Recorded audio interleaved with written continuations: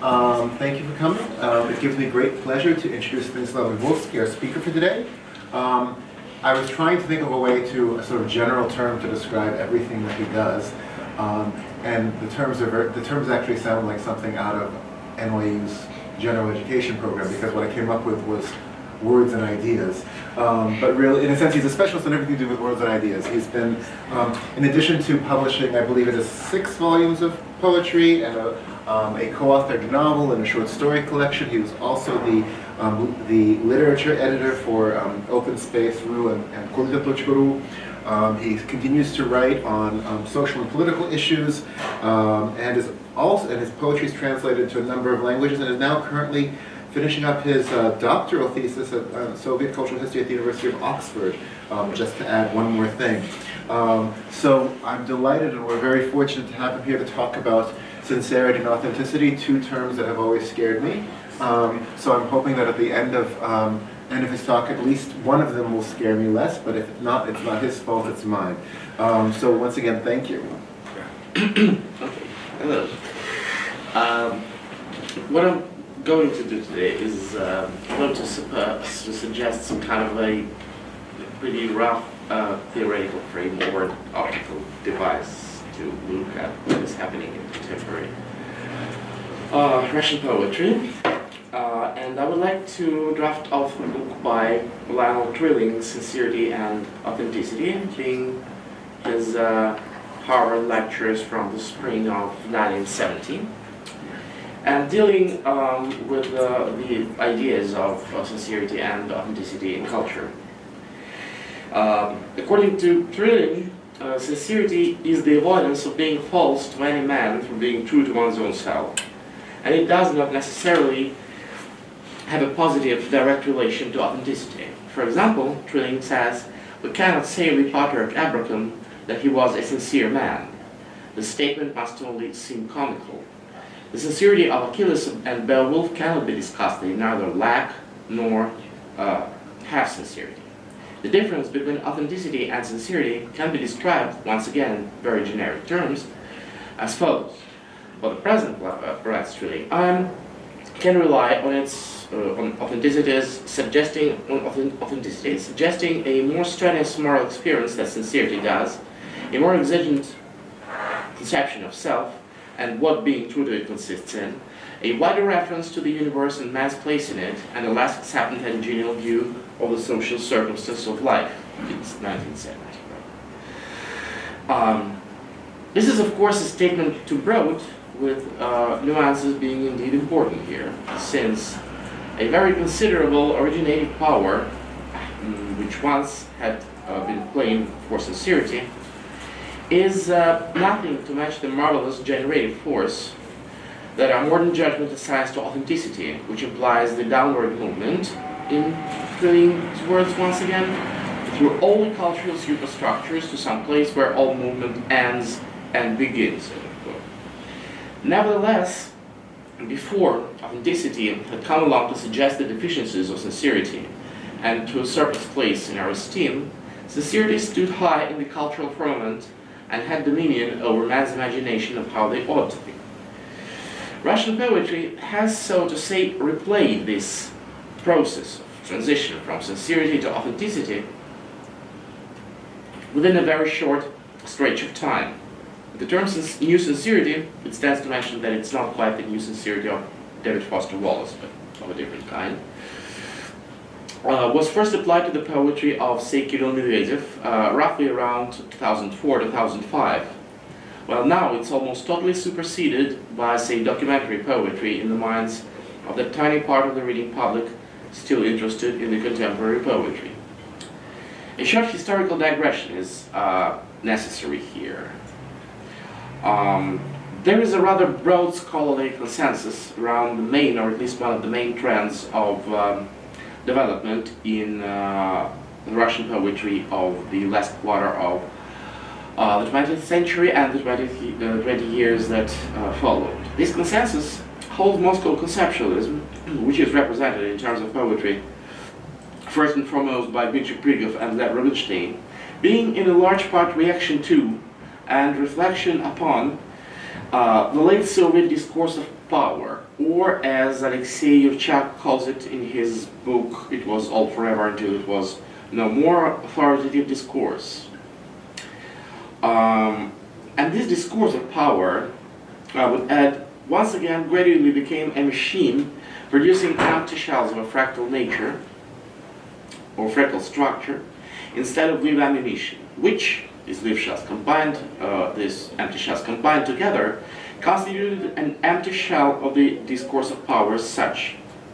Moscow conceptualism thereby was demonstrating its emptiness and its displacement urbi et orbi, to everybody. However, this demonstration had somewhat an unintended consequence, since by and large it was taken as much wider phenomenon, demonstrating the emptiness and displacement of not only Soviet publicly sanctioned official language, but of language as such. According to the consensus in question, the reaction followed on the side of the younger generation of poets. This vision of amply displaced and subsequently almost indefinitely flexible language. This reaction was termed by Dmitry Kuzmin as post-conceptualism.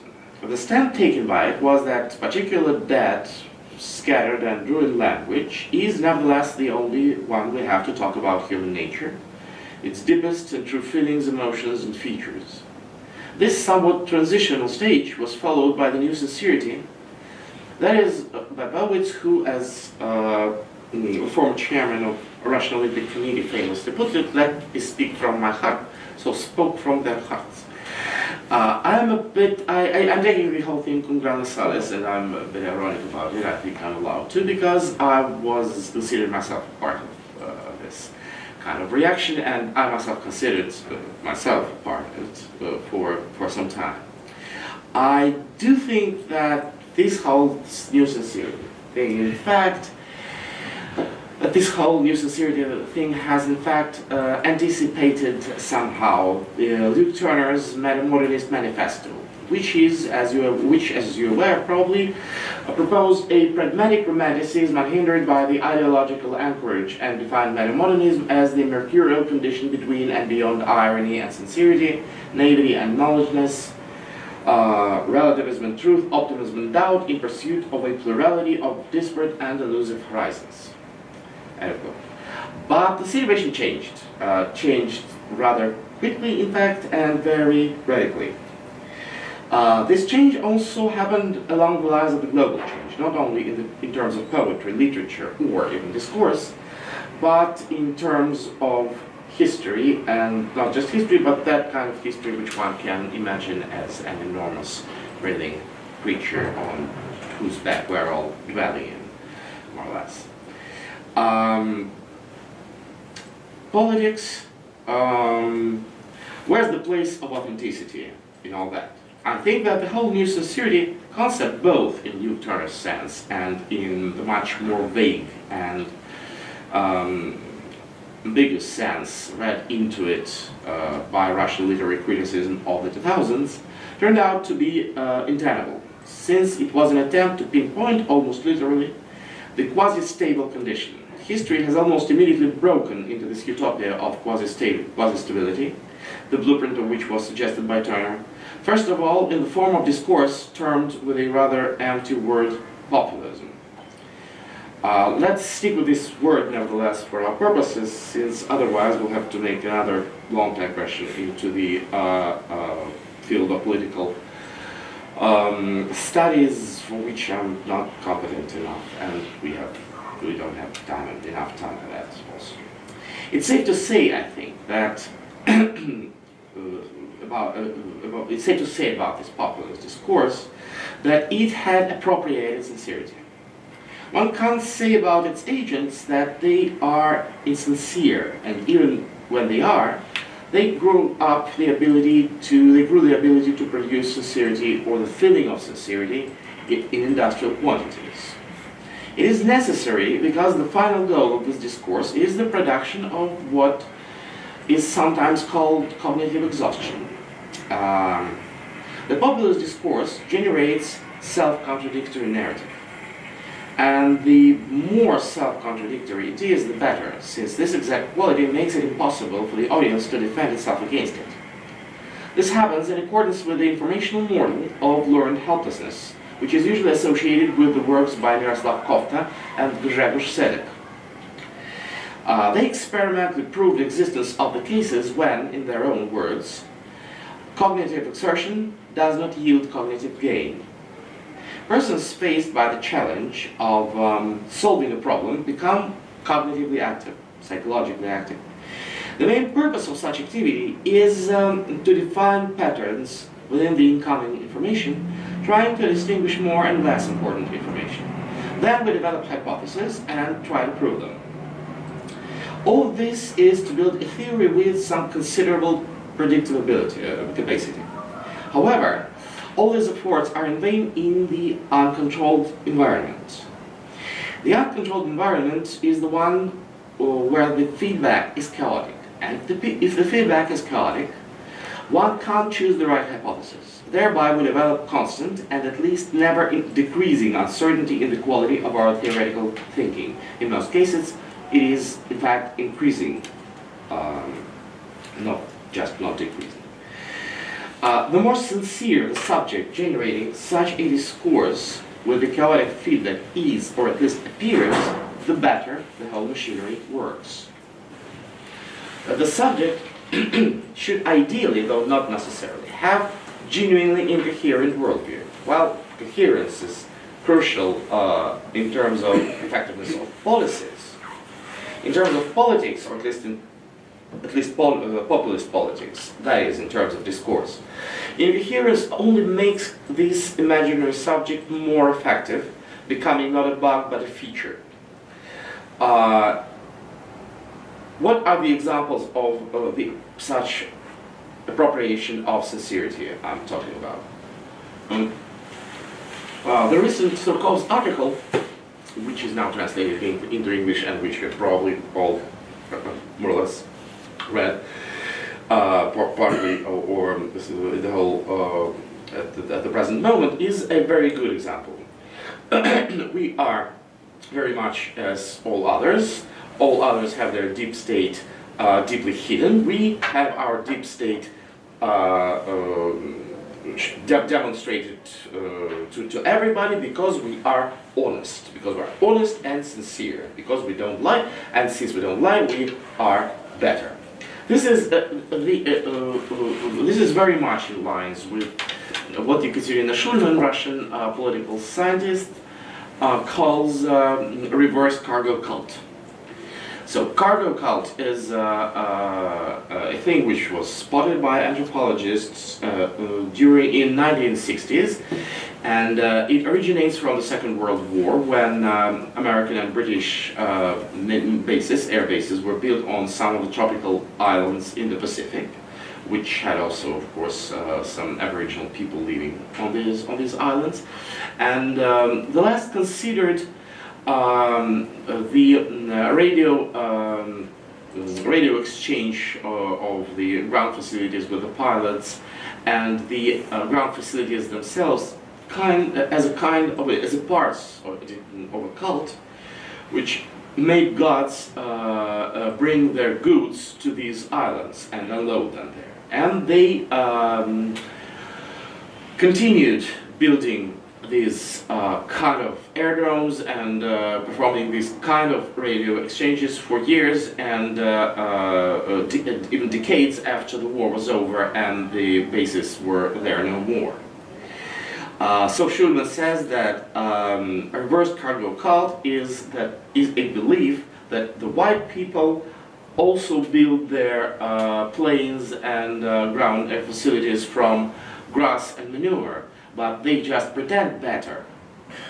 And consequently, it is finding a specific pride in the thing that we are as cynical, as immoral, and as manifestation of pure evil as the others, but we are better since we are not hypocritical about that. This is the usurpation of sincerity. And this usurpation of sincerity of the particular by the particular type of political discourse, which is in some cases seen already in the position of power. This usurpation, operationalization, and weaponization of sincerity makes poetry, though not exclusively poetry, of course, seek for the new models and modes which could address the new reality, tune a way of separate itself from it, and resist it, albeit mostly indirectly, since the power discourse in question mostly makes direct resistance ineffective by design. At this point, authenticity enters the scene with its two most important aspects, epistemological and emotional.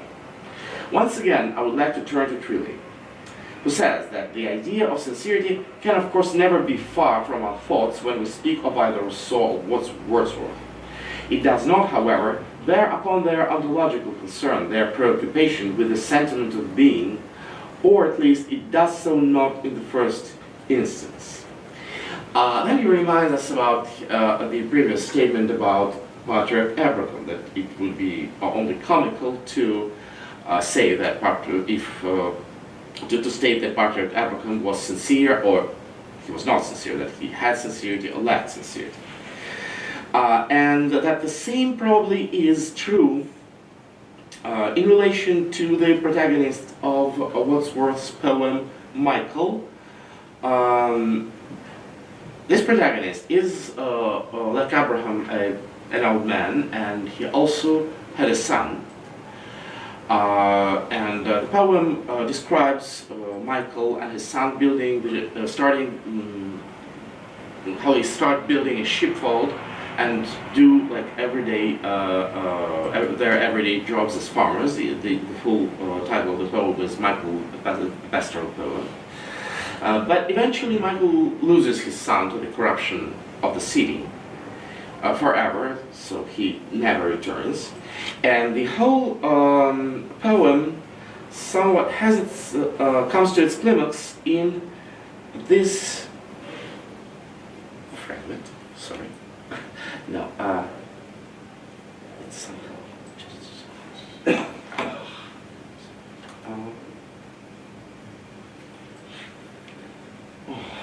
sorry, it's... We'll figure it out.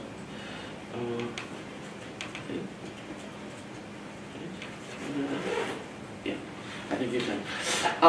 In this very fragment, neighbors, this is how neighbors describe Michael grieving. It is not forgotten yet the pity which was then in every heart for the old man, and it is believed by all that many and many a day he thither went and never lifted up a single stone. It would go beyond absurdity, or probably it would be even some kind of indecency to raise the question of sincerity of this grief, even if we want to affirm it this way. Indeed, the impossibility of our raising such a question is of the essence of the experience of the poem. Michael says nothing and expresses nothing. He doesn't move. He doesn't make a single gesture. He doesn't lift a single stone. He and his grief are somehow one. And his being is at the same time being in grief, or probably even only being in grief. This is his only being which is imaginable. And it comes to a surprise as if it was exceptional in its actuality and as if it was exceptional value. And we are impelled to use some word which denotes the nature of this being and which accounts for the high value we put upon it. And the word we employ for this purpose is the word authenticity. Now, moving from the emotional dimension of authenticity to the epistemological dimension implies, as we remember, downward movement through all the cultural superstructures to some place where all movement ends and begins, whatever and wherever this place is. I would suggest that these two main dimensions of authenticity meet in one thing, or cross one point, and this point is exactly document. constituting thereby the most evident, though probably not the most straightforward strategy of achieving authenticity, namely documentary poetry. Unlike the American or British poetry, until recently Russian poetry wasn't aware of the opportunities of this genre. I have to say that Charles Reznikov's poem Holocaust, which is the classic example of the genre, was only translated like 3 years ago into Russian and published in a very small run, of course, like 300 copies or so, but at least now, and as far as I understand, now some other people work on the Ukrainian translation as well after that. But yet, the examples of the documentary poetry in Russian were at least very few, if there were any. Now the situation is changing, though slowly. David Levy, in his book Scrolling Forward, Making Sense of Document in the Digital Age, writes about the document as follows. The first human, according to the biblical account, was made by mixing breath and earth. But this is also how we make documents. Writing is the act of breathing our breath into the dust of the earth, not literally our breath, of course, but something very much akin to it, our speaking voice. While this act doesn't literally bring the inert material to life, it does infuse it with an identity, a soul, or you must say even make a golem out of it, only to lose control on it later. This is Levy describes document as a surrogate of a human being, and speaking through document as an act of ventriloquism, in which the voice is passed to something or somebody other than the speaker.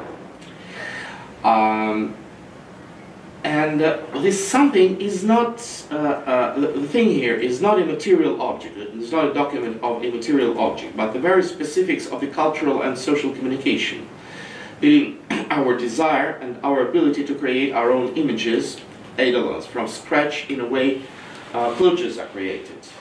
I mean, with duct tape from inappropriate materials and so on, but still it works. And invest functions of speaking and representation into what is not we. In this sense, images of documents in culture are perceived as something in between the living and the inanimate, as a thing which somehow got to be alive and appropriated some human features. A thing which points out to some particular human characteristics, and specifically to the ability to communicate through things. We delegate communicative powers to documents. When does this happen? This document represents us as much as it certifies us in the world of social. Our knowledge, our memory, our idiosyncratic personality. It becomes necessary in those situations when direct mechanisms of impersonal or cultural communications fail. These are exactly the situations we're talking about. So this is the first strategy of resistance or reaction to the appropriation of sincerity by the political discourse, by the discourse of power.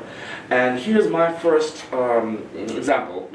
Unfortunately, it's in Russian only, so, but does everybody in the audience speak Russian? Yeah. Okay.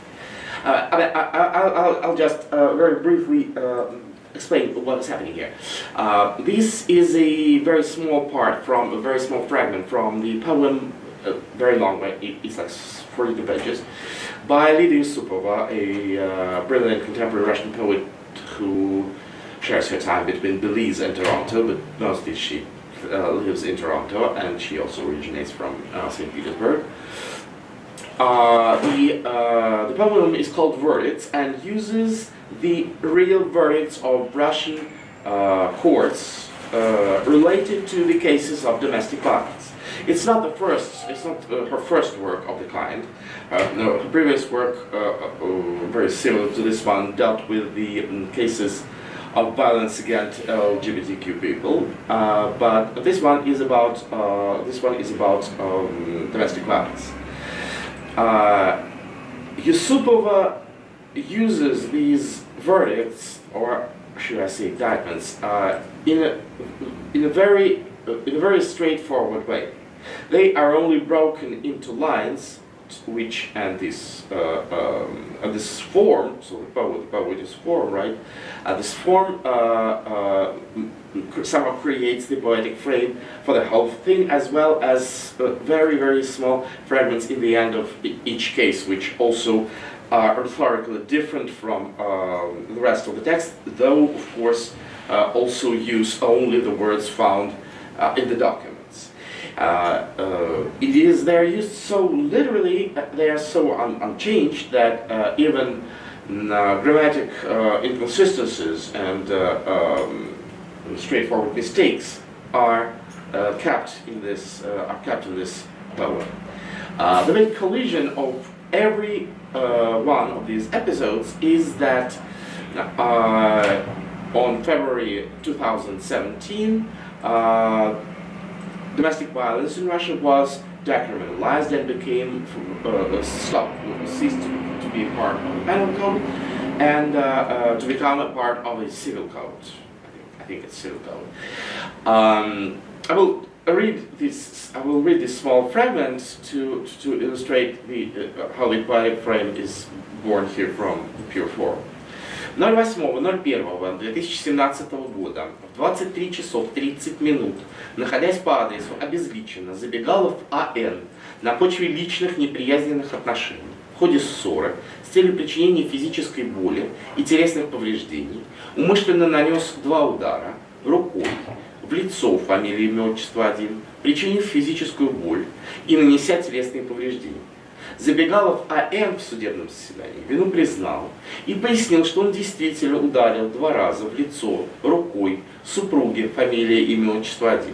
Потерпевшая, фамилия, имя, отчество 1, в суде пояснила, что действительно в ходе ссоры, фамилия, имя, отчество 1, ударил ее федеральным законом номер 8 ФЗ от 07.02.2017 года о внесении изменений в статью 116 Уголовного кодекса Российской Федерации, вступившим в силу 7 февраля 2017 года, преступления, предусмотренные статьей 116 УК РФ в отношении близких лиц, декриминализовано и переведено в разряд административного правонарушения.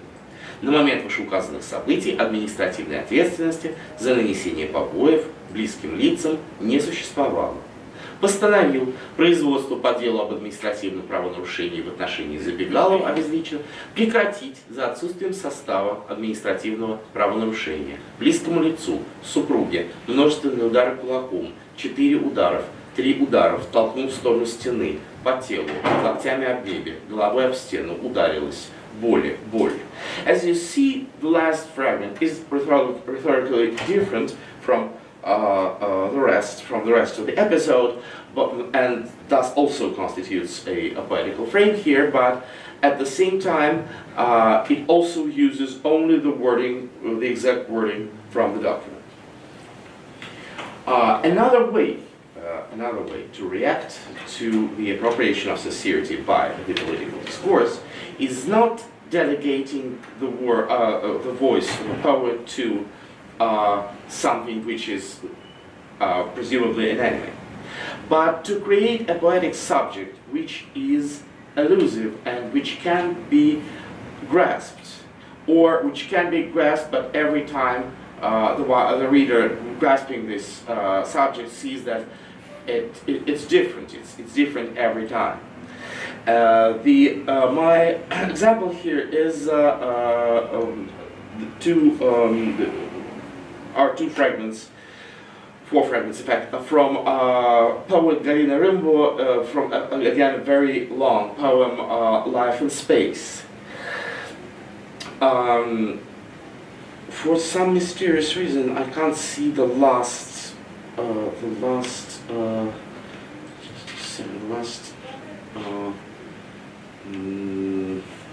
Sorry, the last part of the last poem. It's probably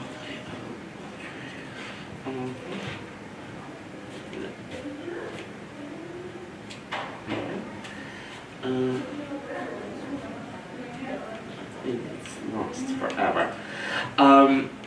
Anyway,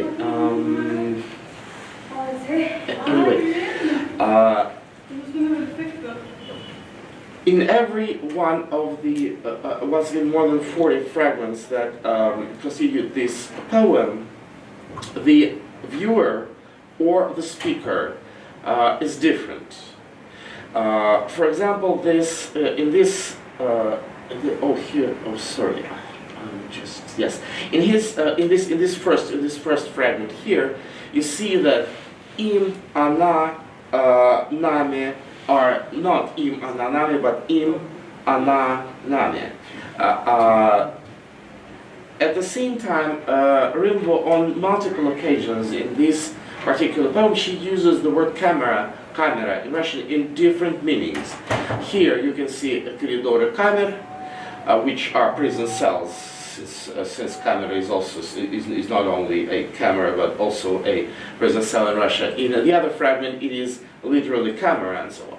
And this excessive use of the word camera refers to the old modernist idea that camera is somehow an objective medium which shows us the world as it is, not as compared to the human eye. Now we know, and Rimbaud is well aware, of course, of it, that it is not possible. That camera is as dependent as the human eye itself. But she consciously refers to this old modernist idea of impossible objectivity, which of course demands impossible subjectivity somehow. While documentary poetry is only a very we can watch it in situ in sudden ascending. It's just emerging within Russian poetry. This non-subjective poetry, as it is sometimes called, is already on the scene for some considerable time. Not only Galina Rimbaud, but also, say, Nikita Safonov, which has recently won the Andrey Bely Prize, or sometimes Ekaterina Zakharkiv, the winner of who was awarded the same prize 2 years later, and an author from an older generation, Kirill Korchagin, also used this technique for constructing elusive, invisible, hiding, and as non-existent subject as possible. The thing is, if there's no poetic subject, if there's no source of the voice, it cannot lie. Because only people, everybody lies, not everything lies, but everybody lies, as the famous slogan in House MD says.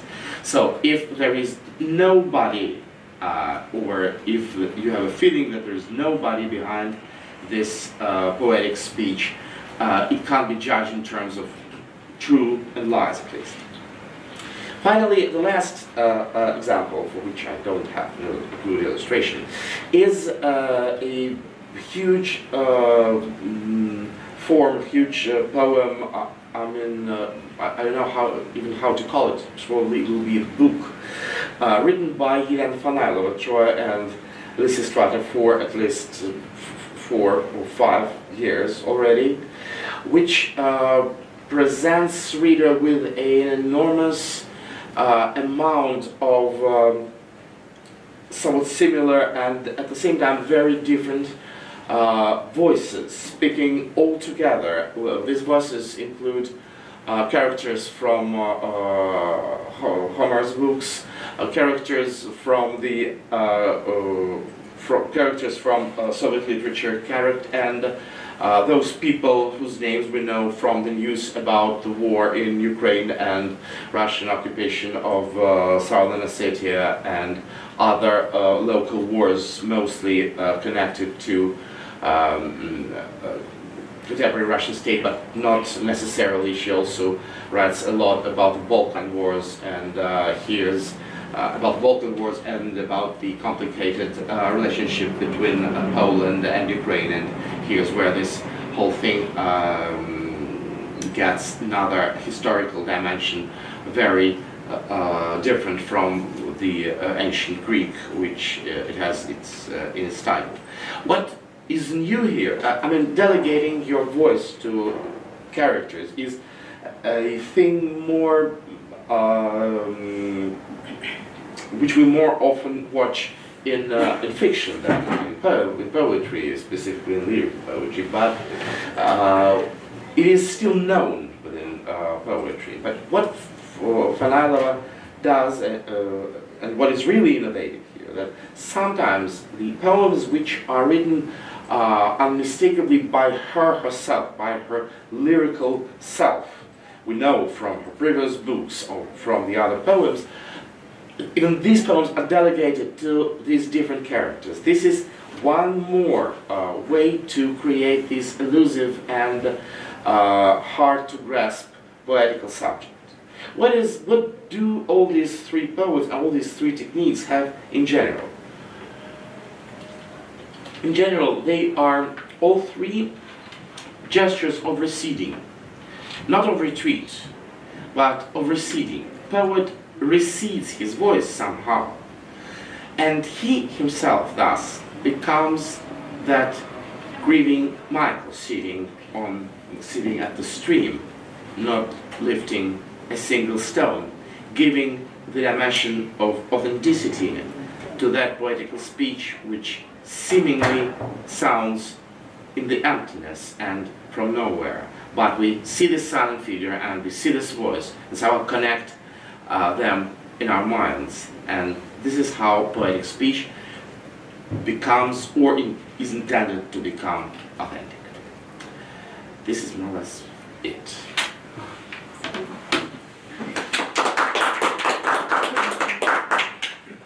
Thank you. That was fascinating, and we have time for questions.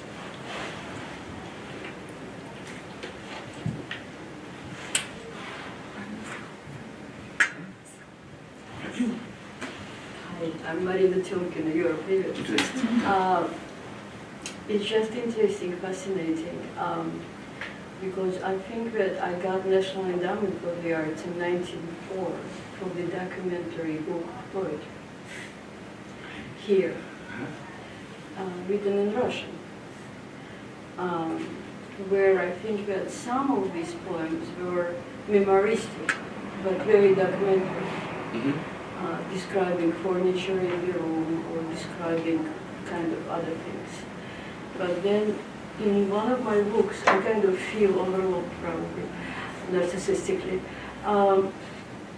In one of my books, there is this poem, the documentary, really documentary, is already made of the letter from Irina Lukšić, whose city Zagreb, she lived in the suburbs, was just released from the war. And she described in this letter what happened with tanks and destruction and people and animals and so forth. And so I think that actually in Russian poetry it started much earlier than. That is definitely true. It's probably I just. And it's not because of me, but because of, like, for instance, Gennady Aigi. I know that people say that when his poetry is sometimes very entangled in some kind of interesting linguistic enigmatic material, right? So, but people who were with him, who shared the events, they said that this is amazingly, genuinely documentary. There is this.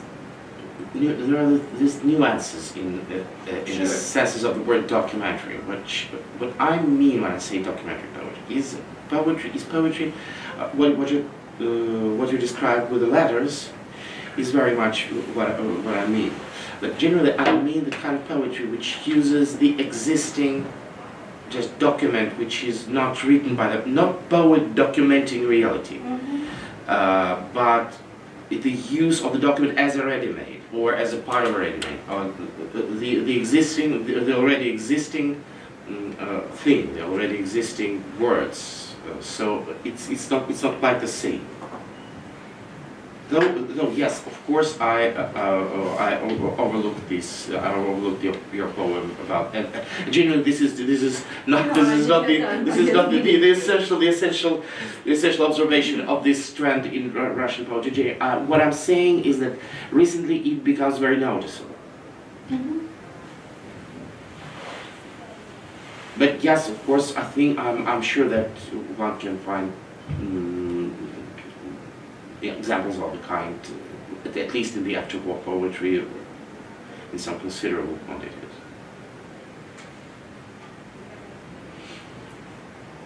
I have a question. This was wonderful, thank you. And of course, bringing in Lvov's recent essay made a great deal of sense, quite timely, sadly. And that and a couple other things made me wonder about the extent to which this movement from sincerity to authenticity is about politics, with a capital P, big politics, and the extent to which it is not. And I ask that because in the West, so often there's a kind of reflex of looking at all Russian literature and all Russian culture as being a reaction to top level politics. And so I want to resist that sometimes, but on the other hand, what you're talking about here seems rather connected. But with the Galina Rimbu poem, we have a kind of, the one about the verdicts. The verdicts, we have this, was that her? No. Yusupova. There's something about actual politics in the legislature, given the change in the law, but also the kind of politics that we're very familiar with in contemporary Western poetry. That is the sort of the smaller P politics of daily life and domestic violence and so on and so forth. So I'm wondering, when you bring in Surkov and the others, is this an interesting hook to get us into this documentary moment and to get us into authenticity rather than sincerity, or is it a fundamental part of what's going on? I don't think it's a reaction to the top level politics. I think it's a reaction to the discourse of power. As I said, to the speech from the TV set, from the radio sets, to what people hear from other people, and those people. The reaction, the question of the reaction, you see, somehow this thing about Moscow conceptualism being somehow a reaction to the Soviet discourse of power is a very old idea. I think brought up by Mikhail Epstein in 1988, probably, something like that. And it's like a common sense, more or less. But once I was just thought, okay, we think this way about Moscow conceptions. Why don't we think this way about anything what followed? And unlike probably Western academia, in Russia, almost nobody thought this from this angle. Nobody saw the problem from this angle. Poetry, of course, is always, at least partly, a reaction to the public discourse, or to the discourse of power. But I'm not saying it's exclusively, it's just it. Of course not. But somehow this aspect was totally overlooked for decades in contemporary Russian critics and generally contemporary thinking about poetry. And I would like to somehow bring it in once again. I mean, it was of course, Medvedev wrote about the social poetry, about the political aspects of poet's work, but it's not just the same. I think they are a bit different. There are a bit different things about that. Not only poetry as political gesture, but poetry as probably sometimes unconscious reaction to the discourse of power. Unconscious resistance. It's not necessarily a conscious, direct gesture like someone goes to the demonstration, to the rally, to the demonstration, or to... no, it just somehow can be... I mean, when Ekaterina Zakharkov, now she's working on Big poem about, documentary poem about the nuclear tests performed by French government in Morocco in colonial times. I didn't even know such thing exists, but French government recently made the documents available. Of course, she has very good French. She's interested in this particular historical point, but also I think there is more about that than just writing about the complicated the intricacies of the French colonial rule in Morocco. That's what it is.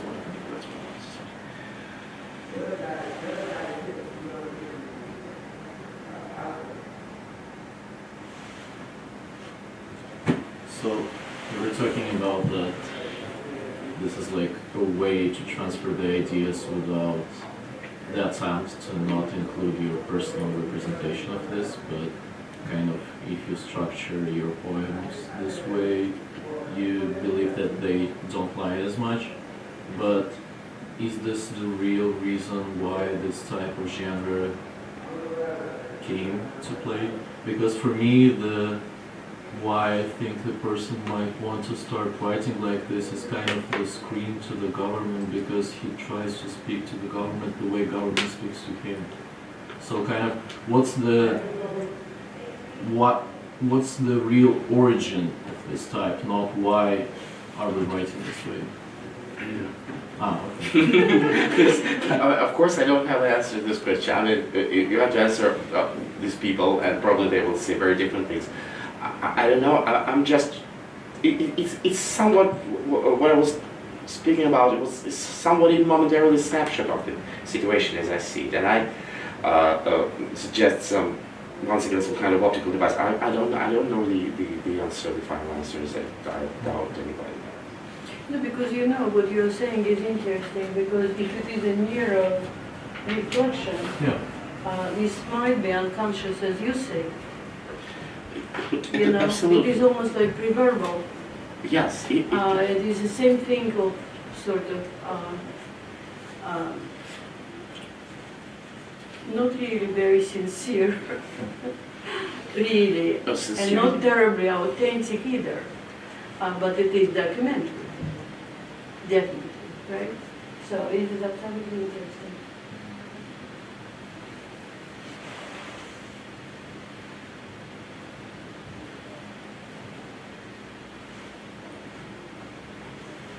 For instance, I forgot the name of this guy who got last year Andrey Bely Prize, Alexander something Sasha from St. Petersburg, and he writes with обращение, as if from the government. He wrote a book about that. I forgot his last name. Обращение, you know. So it's kind of interesting that he writes with обращение to the people, you know, like addressing the people. Maybe young. I'm Googling. Yes, please. It's a very Alexander something. Because if the last name is very simple, so I miss it.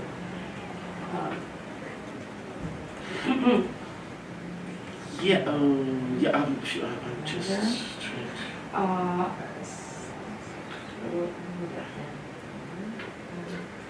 So last year, 2018. 2017? 18. 18. Андрей Сенсенков, Павел Петерштейн, Феликс Сандалов, Ян Каплинский, Валерий Шубинский. Сергей And Моряк. Sinkov got the prize. I don't know. Нет, Alexander. No, Александр Петров, 2000. No, it probably But he probably just read probably- Henry Hunter. Tomorrow you can ask Yashkot.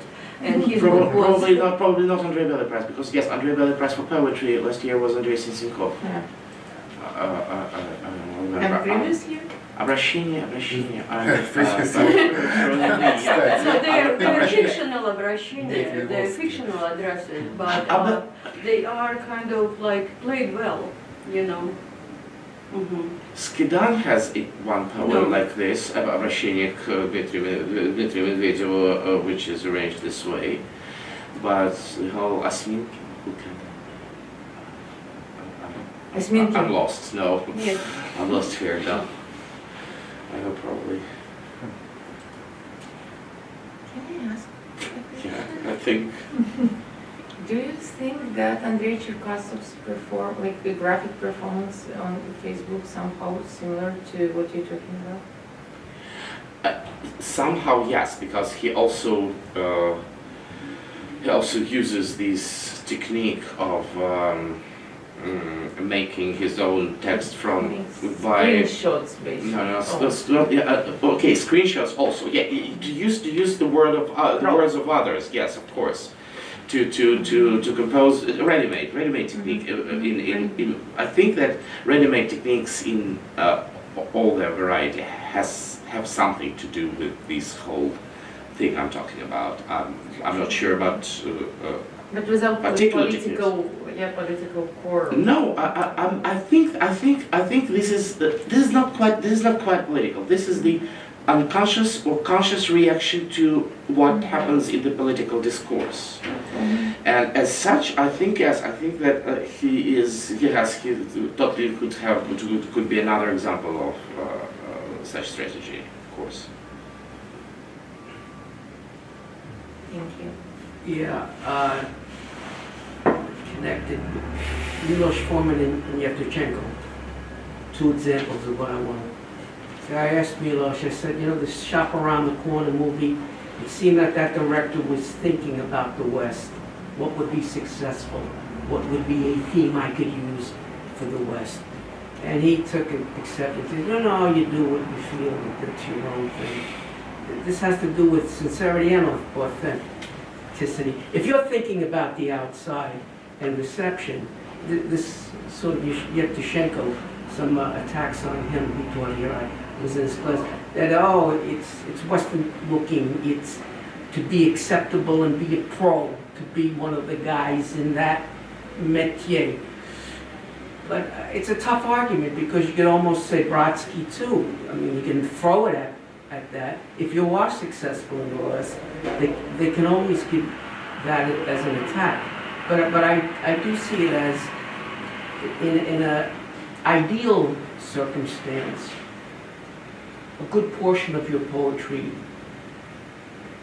would not be outward looking and acceptable to that foreign element. A portion, not all of it.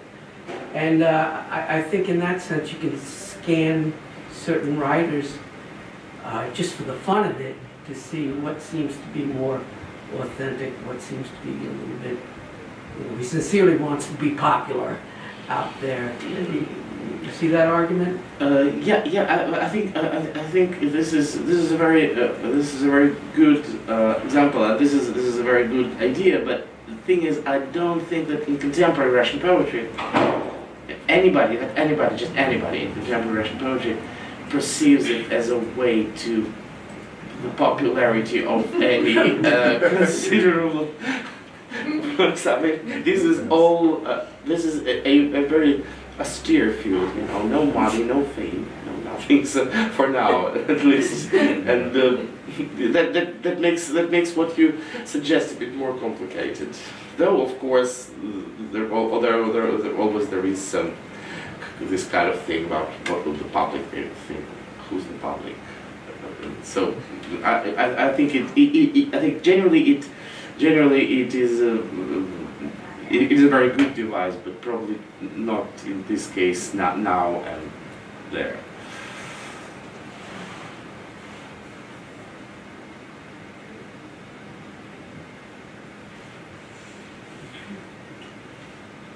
Well, if that's all, I'd like to thank Stanislav Lvovsky once again for an excellent Thank you very much.